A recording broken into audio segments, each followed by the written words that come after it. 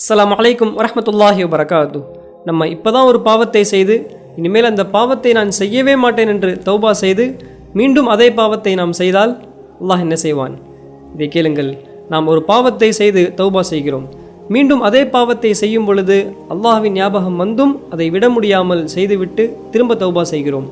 இப்படியே திரும்ப திரும்ப பாவம் செய்து தௌபா செய்து கொண்டே இருக்கிறோமே, நம்மால் அல்லாஹ்விற்கு உண்மையாக இருக்க முடியவில்லையே என்கிற கவலை நமக்கு ஏற்பட்டால் இந்த நேரத்தில் அல்லாஹ் என்னை எப்படி மன்னிப்பான் என்கிற எண்ணத்தை ஷைத்தான் நமக்குள் போடுகின்றான்.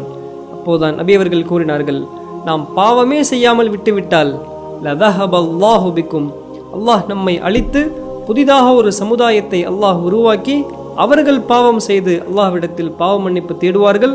அல்லாஹ் அவர்களை மன்னிக்கின்றான். நாம் பாவம் செய்து அல்லாஹ்விடத்தில் பாவ மன்னிப்பு தேடுவதையும் அல்லாஹ் அதை மன்னிப்பதையும் அல்லாஹ் விரும்புகின்றான் என்று கூறினார்கள். அல்லாஹ் அக்பர். நாம் பாவம் செய்த பிறகு அதை நினைத்து வருந்துவதும் அல்லாஹ்வின் நாட்டம்தான். அந்த வருத்தம்தான் அந்த பாவத்தை விட வைக்கும், அல்லாஹ்விடத்தில் நம்மை நெருக்கமாக்கும்.